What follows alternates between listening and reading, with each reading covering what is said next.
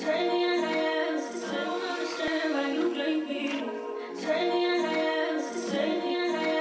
yo, what's up, YouTube, man? It's your boy Action Jackson, man. And in today's video, I'm going to be bringing you guys my thoughts of the games right prior to before the Cowboys and Colts play for Sunday Night Football. I'm going to give you my thoughts of each game that I watched personally, that I took time out of my day to watch, and things like that. So before we hop into the video, I appreciate if you guys would like the video, subscribe if you're new, comment, and share my video with anyone who you think might enjoy my content.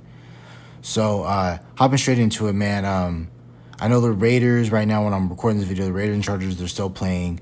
I know the Chargers with the win, not with the Chargers, but Vegas, the Raiders with the win today. I'm pretty sure this keeps their playoff hopes alive, especially if they can win today and then win on Thursday against the Rams. I know they'll be on, I believe, like a 2 or 3 game win streak, and it all started basically with that Seahawks game. But I will get to that game in a little bit. So the first game, the early o'clock windows, like 11 a.m. on my end. Some of you guys might be 10, or the 1 o'clock games for most of you guys that lives on the East Coast.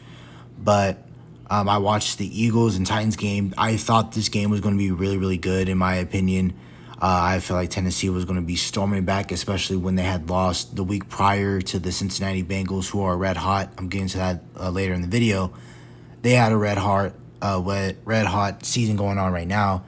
They're on a win streak for themselves. But Tennessee Titans coming in versus the Eagles. Obviously the Titans they weren't favored in this game. The Eagles were obviously the top superior team in this matchup. But yeah, man. After they went back and forth, after the Eagles, they got that big play touchdown to Devontae Smith, and then once the Titans got going towards the end of that first quarter, and they hit a big strike, Brian Tannehill to Treylon Burks, their first round selection, and replacement of AJ Brown. That was it. That was all the scoring that Tennessee did. And then they scored 3 points in the second quarter. But yeah, man, if you just look at this game was over by halftime. It was 21-10 at half, and then coming out of the third quarter, Philly scored, and that made it 28-10. And obviously, that's just put the icing on the cake when they scored in the fourth quarter with that Miles Sanders touchdown. But they completely dominated. Philly completely dominated Tennessee today. They had 453 yards. Jalen Hurts looked amazing today. I will give him props for that. He threw for 386 yards. Tennessee was able to run the ball for 87 yards to Philly 67, which is really surprising. Again, coming off the week where they ran for almost 400 yards against the Green Bay Packers. But we obviously know that Tennessee has a really, really great run defense. But it's just their secondary is really young right now, and they have a lot of injuries as well going on back there. Philly had, they just completely blew them out the water today. They had a better fourth down efficiency. They had 26 first downs to Tennessee's 11. They both weren't great on third down. Philly punted 5 times. Tennessee punted 7 times. Tennessee got sacked 6 times, and Philly only got sacked twice. And the time of possession, obviously, that's where the Eagles won, 32 minutes and 33 seconds to, Tennessee's 27 minutes and 27 seconds. So that was it for the first game that I watched. Then the second game that I did watch was the Commanders and Giants game. I was specifically watching my division, obviously, because those were both the early window games that had playoff implications, and if Philly would have lost today and Dallas wins tonight, that number 1 seed is creeping. It's definitely in play. But the Commanders and Giants game, that ended up being a tie. The Commanders, they came out pretty hot today. They pounced on the Giants early. Then after that, the Commanders, they got stale real quickly, and then the Giants got back in the game. Then the Giants had a lead going into the fourth quarter, and even about the late window of the fourth quarter, then the Giants went out and let the Commanders score a touchdown. Then they went back and forth in overtime. They're both putrid, both of them on the offensive side when it came to the halftime, and they was just was of course wasn't able to score, so that ended up in the tie. That tie, I don't necessarily know at this moment what that does, but I'm pretty sure because I did. If you go on ESPN, you do the playoff machine, and with a win that Seattle had, I believe that puts Seattle back in the playoff picture. I'm not too sure right now. Definitely will have updates on that tomorrow. But now the month of December, everyone's playing for that number one overall seed in both conference, AFC and NFC. So Commanders and Giants, I'm pretty sure, like the Giants wouldn't have won today, they would have been in the sole possession of the sixth seed. But since they tied, they better their chances of both making the playoffs. But like I said, I'll have more updates on that on Monday. Another game that I did watch that was in the early o'clock window was the Jets and Vikings game. If you look at that Jets and Vikings game, the Vikings, they pretty much had control in that entire game. And then, they let the Jets roar back into the game.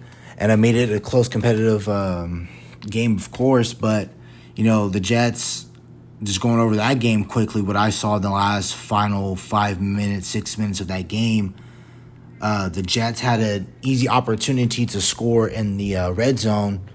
But like I said, the Vikings are a horrible team when it comes to giving up points in the red zone. And I was just infuriated that why didn't the Jets just run the ball down in the red zone? They had the men. They had the running back with Michael Carter. They had weapons in the backfield that they could easily hand it off to one of their running backs. You can line up Conklin, their tight end, put him in at fullback for extra help. Extra help to get in the red zone. They could have put in an extra offensive lineman if they wanted to. I feel like the Jets could easily have won this game, and it slipped out of their hands because even when they didn't score on the drive I was just speaking of, the Vikings, they had the ball on like the 2-yard line, and then they stopped them again. Jets got the ball back, and Jets, of course, they went down there. Vikings had a horrible punt. Jets received the punt. They went down to like the Vikings 45-yard line around that end. And, they driving, and then, Mike White ended up throwing an interception, and that's what ended up the game. That was a game that I wanted the Vikings to lose because all we need for us and our destiny to get the number one seed is we need the Vikings to at least lose one game because we beat them in head-to-head, and we needed the Eagles to lose 2 more games. Now them losing 2 more games is kind of probably won't happen, but who knows? They still have to play the Giants twice. They still got to play Dallas, and they still got to play Chicago and New Orleans. So they still have some teams that are definitely still fighting for themselves to just be in the playoffs, especially with the Giants, and then, of course, the Cowboys wanting to not only make the playoffs, but even win the East again. So, that game was fine. I like watching that game. That game was pretty cool as well to watch. I specifically watched, like I said, the NFC East. I watched those on separate channels, and then I had the red zone going on. So that game was constantly in rotation for that Vikings and Jets game. So now when we're talking about the late o'clock games, like 2:05 my time, like I said, 1 if you live on the West Coast, and I believe I want to say like 4 in the East Coast. That was your Niners and Dolphins game. That was your Seahawks and Rams. That was your Chiefs and Bengals, which was a really good game. So first I'm going to get into that Dolphins and Niners game. Dolphins, they started out hot. They opened up the drive with a touchdown, 7-0. Niners went down there. They scored 3 points. And then, Dolphins, they scored 3 points, made it like 10-3. Niners scored again, tied it up. And then, eventually the Niners do what they normally do, and they pulled away in that game. They played great defense. Tua Tagovailoa looked horrible today. There was a bunch of throws when I was watching that game where he would have wide open people like Tyreek Hill, and then he was overthrowing them by 10, 20, 30 yards over their head. And luckily, most of his balls weren't intercepted, because today he had thrown two interceptions, and if some of the Niners players were paying attention, he could have easily thrown like 3 or 4 more easily. But Dolphins, they didn't play a really good game today. It was a really sloppy game out of them. I expected for them to put up a better fight against the Niners. They did. Like I said, it was, the Niners, they kept scoring. They pulled away. And then the fourth quarter, they opened up the fourth quarter. Tua Tagovailoa drops back. He throws a nice, sweet touchdown pass to Tyreek Hill. It was like a 45-yarder. Then it was 17-23. Dolphins get a stop. And then the Dolphins, again, they turn the ball over, and they couldn't stop the run today. And that was a big thing that I did notice from the Miami Dolphins, is that they lost today. So that means, the Bills remain back on top as the number 1 seed in the AFC. And then they also have a better division record they have a better overall record than the Dolphins and a better division record than the Dolphins. So Miami, if they even want to get a playoff win, it's going to be really tough for them, because if you just look at some of their opponents that they might have to face, like right now I believe they would be the 6th seed right now in the AFC, and the 3rd seed I believe is the Baltimore Ravens, and that's a game that the Dolphins don't want to play. They probably won't mind, because again, they had a shootout with them like week 1 or week 2 in the NFL season. But then again, that was different. And of course, the Ravens, depending on what happens with Lamar Jackson, hopefully his knee is okay and it's not too bad, and hopefully he can come out and play, because the Ravens definitely need him if they want to go anywhere in the playoffs. So Dolphins definitely need to shore that up on that run defense. They looked horrible today. They gave up in rushing yards. They gave up 121 yards. And the Miami Dolphins, they were able to throw the ball. They had 275 passing yards to the Niners, 230. But Jimmy Garoppolo did go down in this game with a foot injury, and he had to end up getting carted off the field. It didn't look too bad. There was like no air cast or nothing on it. But if it comes out that Jimmy Garoppolo hurt his foot and he's out for a substantial amount of time, I can definitely see Cam Newton play for the Niners, because right now he's the best available free agency quarterback that they have right now out there in the NFL. And he can be just like your Jimmy Garoppolo, turn the ball around, give the ball to Christian McCaffrey, give the ball to Debo. It would be nice if that would happen. I don't even like the Niners, but Cam Newton being on the Niners definitely gives them a similar chance to what Garoppolo does. But like I said, if Jimmy Garoppolo is out for a substantial amount of time, the kid today he played solid today.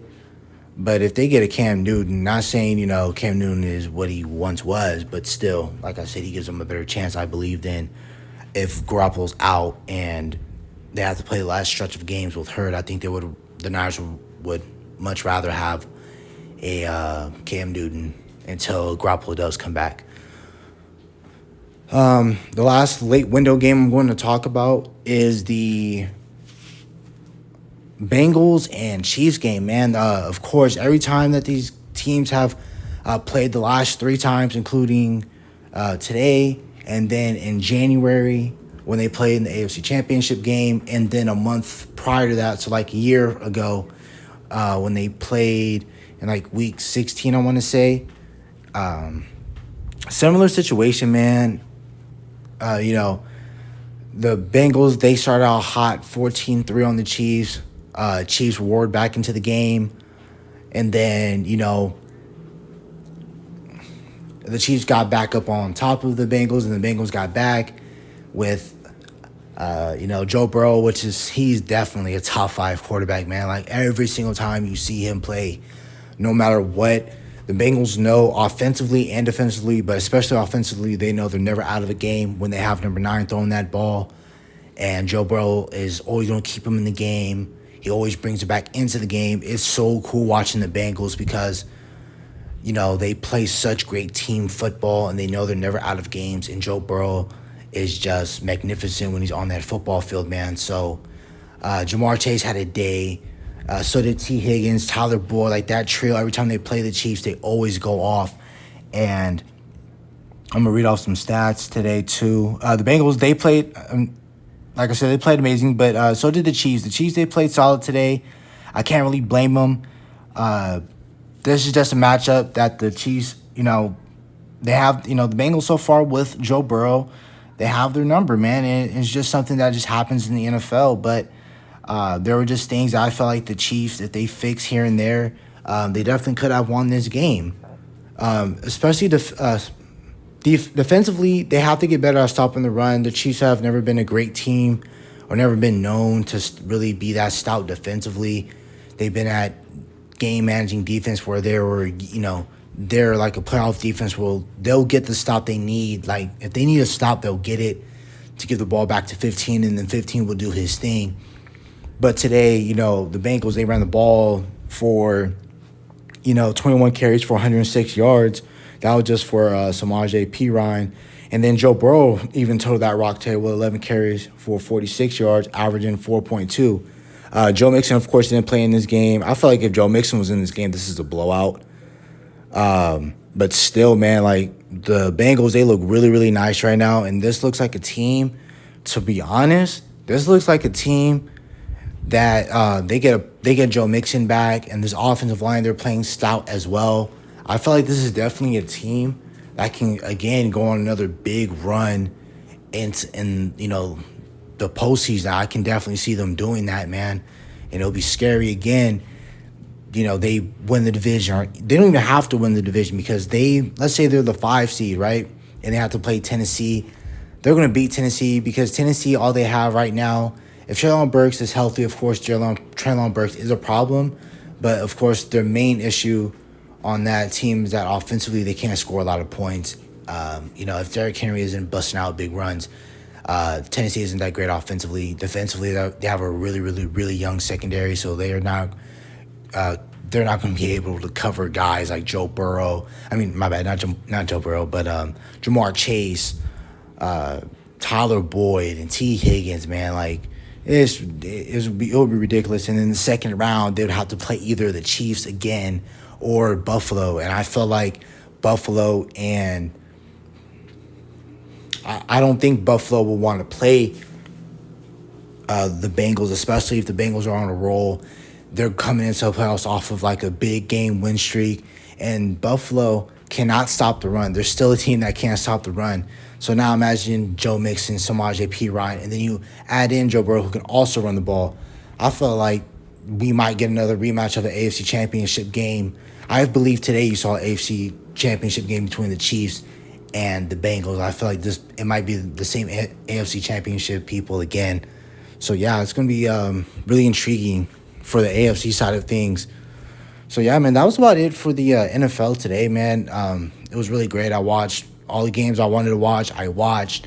Then I was entertained in most of them. Not all of them, but most of them. Like today, I was really looking forward for that Eagles loss. But, the Eagles did their thing. They blew the Titans out, a well-coached team. That Commanders and Giants game, that was a really good game. Like I said, I love the Bengals and Chiefs. I love when they play, especially with those two quarterbacks. I love watching Mahomes and Joe Burrow. And, I saw the Dolphins game and Niners. Hopefully I was thinking that was going to be a better game. And I really thought they were going to play better, especially since McDaniels was a former coach, offensive coordinator for the Niners. So, that's about it for right now. I'm going to have another video at halftime when we take care of our business against the Colts. So, yeah, man, that's about it for the video. Hope you guys have a nice day. Stay safe, stay blessed. Happy holidays. And I'll see you guys in about an hour or two. Bye.